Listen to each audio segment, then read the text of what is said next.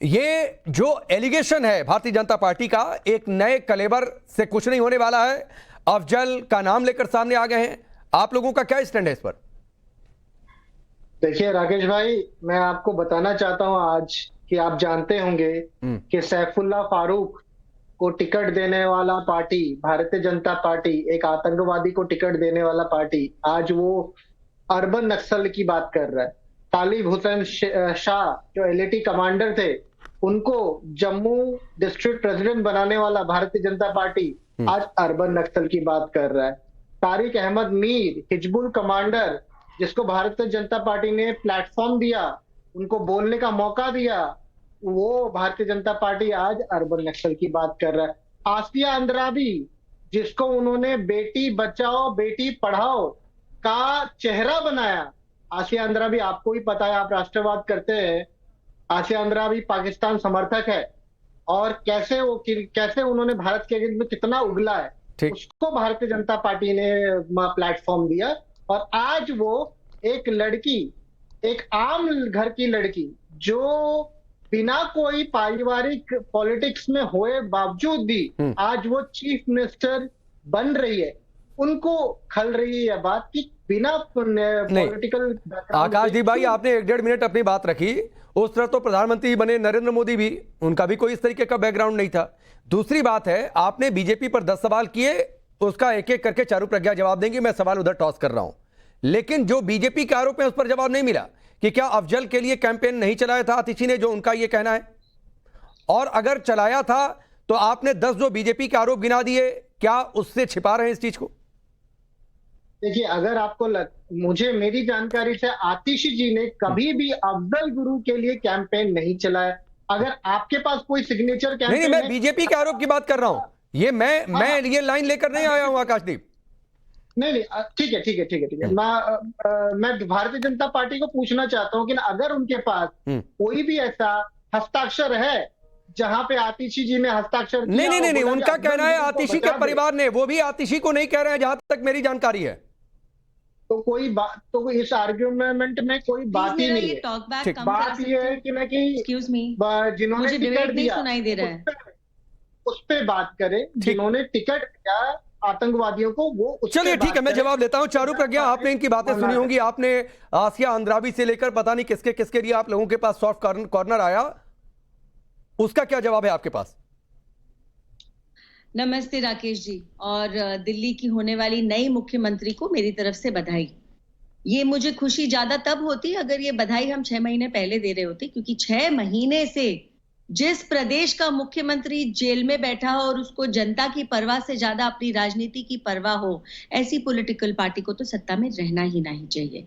आज ऐसा क्या हो गया कि अरविंद केजरीवाल को लगा कि सीएम चेंज करा जाए? भाई, ये काम तो 6 महीने पहले भी हो सकता था ना। चेंज करने के बाद सीएम की शपथ लेने से पहले ये वो चीफ मिनिस्टर है जिसके ऊपर पपेट का, रबर स्टैंप का ठप्पा लगा दिया गया। किसने लगाया ठप्पा? आम आदमी पार्टी के अपने नेताओं ने। तो भाई, शपथ हुई नहीं है, उस मुख्यमंत्री को सिर्फ एक फिगर हेड, सिर्फ एक पपेट आप लोगों ने डिक्लेयर कर दिया। शुरुआत करने से पहले उसके टर्म का आपने खात्मा कर दिया, आपने उनको टेम्पररी चीफ मिनिस्टर बना दिया। तो मैं ये आपसे पूछना चाह रही हूँ, अगर आपको इसी तरीके से गवर्नेंस करनी थी तो क्या 6 महीने पहले नहीं करनी चाहिए थी? 6 महीने पहले ये भी हो सकता था कि शायद दिल्ली की बारिश में डूब के छात्र नहीं मरते। 6 महीने पहले ये भी हो सकता था कि शायद इलेक्ट्रोक्यूशन से सड़क पर इतने सारे हादसे नहीं होते, बस नहीं डूबती, गाड़ियां नहीं डूबते, घरों के नुकसान नहीं होते। जनता को त्राही त्राही परेशान करने के बाद आज एक नया आप ड्रामा तमाशा लेकर आए हैं एक नए मुख्यमंत्री के नाम पर। ठीक है, खैर, जिस तरीके से आपको गवर्नेंस करनी है आप करेंगे, लेकिन मैं आपसे 2 बिल्कुल स्पष्ट सवाल पूछना चाहती हूँ। पहली बात, अरविंद केजरीवाल ने अपने आप अपनी ईडी के साथ जो इन्वेस्टिगेशन चल रहा था उस समय कहा था कि विजय नायर रिपोर्ट तो करते थे आतिशी को, सौरभ भारद्वाज को, तो आज आपने उसी आतिशी को दिल्ली का चीफ मिनिस्टर बना दिया। उस आतिशी को जिसका पूरा परिवार नक्सल सिंपथाइजर है, जिसका नाम ही मार्क्स और लेनिन से बना है। तो भाई, जिस तरीके से बार बार दिल्ली जलाई गई, चाहे सीए प्रोटेस्ट के नाम पर, चाहे फार्मर्स प्रोटेस्ट के नाम पर, जिस तरीके से बार बार दिल्ली में आम आदमी पार्टी, ठीक है, परविंदर सेठी, क्या जवाब है इनकी बातों का? नक्सल सिंपथाइजर के साथ आप लोग जाकर खड़े हो गए, आम आदमी पार्टी जाकर खड़ी हो गई, ये चारू प्रज्ञा ये बात कह रही है, और ये सवाल बहुत वाजिब है और हर कोई पूछ रहा है कि यही करना था तो 6 महीने पहले कर देते। भारतीय जनता पार्टी को हर चीज में ऑब्जेक्शन है। अब अभी चारू जी कह रही थी जी 6 महीने पहले कर देते। मैं इनसे एक प्रश्न करना चाहता हूं, जब किसान आके बैठे थे 13 महीने बाद क्यों आपने कानून वापस लिए? अगर आप पहले 13 महीने पहले ले लेते तो 750 किसानों की जान बच जाती। ये हर बात पे प्रश्न करना, एक उंगली आपकी तरफ भी उठती है। अब आप देखिए, एक महिला को बनाया गया, पढ़ी लिखी महिला को बनाया गया जो विदेश से पढ़कर आई है। और मोस्ट महिला पुरुष को मत लेकर आइए ना इसमें बीच में सर, महिला पुरुष को मत लेकर आइए ना। इसमें जो एलिगेशन है उस पर जवाब दीजिए। आप कह रहे हैं वो प्रश्न पूछ रहे हैं तो आप भी प्रश्न पूछ रहे हैं। सब फॉल्स एलिगेशन है, कोई इस तरह की कोई बात नहीं है। अब इनके वो बिल्कुल साफ छवि महिला है, पढ़ी लिखी है, विदेश से पढ़कर आई है। और दूसरी बात ये, जितने भी आम आदमी पार्टी के नेता हैं वो पूरी तरह अपने नेता अरविंद केजरीवाल की तरफ समर्पित है। और वो अपने ना किसी पद के लिए और पार्टियों के अंदर पदों के लिए या चीफ मिनिस्टरशिप के लिए लड़ाई झगड़े हो जाते हैं। लेकिन यहाँ पे आप देखिए, अपने समय पे बोलिएगा ना, मेरी बात पूरे होने दीजिए। मैं राकेश जी को बताना चाहती हूं, मैं यही कह रहा हूँ कि पार्टी के अंदर मैं सबके पास चला जाऊं, एक एक टिप्पणी ले लूं, क्योंकि पहले बयान सुनवाने के चक्कर में। हाँ 10 सेकंड चलिए अपनी बात रखिए, फिर मैं अवधेश जी के पास जा रहा हूँ। बोलिए जल्दी। देखिए, ये महिला कार्ड तो 20 में भी था ना, जब ये अपना एमएलए का चुनाव जीत कर आई थी। क्यों नहीं बनाया भाई मंत्री? तब तो किसी महिला को मंत्री नहीं बनाया। आज आप महिला कार्ड प्ले कर रहे हो।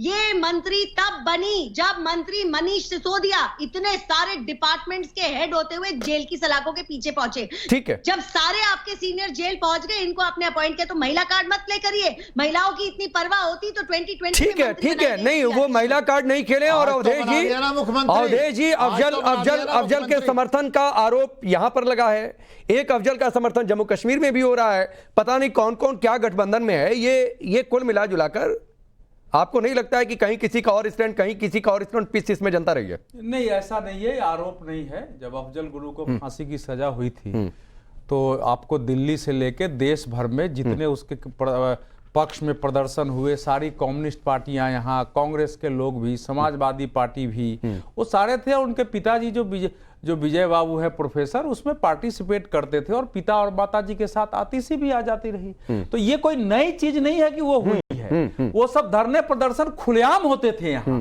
और डीयू में प्रोसेसन निकलता था, जेएनयू में प्रोसेसन निकलता था, खूब हुआ है वो तो जो बाटला हाउस था वहां भी जाके लोगों ने खड़ा होकर भाषण दिया है। देश के बड़े नेता उसमें शामिल रहे हैं। और उसी को वही पार्ट तो होते होते 2016 में जो आपने एक वीडियो, चूंकि आपने वीडियो उसका बना लिया है कि भारत टुकड़े टुकड़े होंगे तो आपको लग रहा है कि ये हो गए, वो सब पहले से होता रहा है, वो सब उसके पार्ट रहे हैं। और आज भी बहुत बड़ी संख्या है।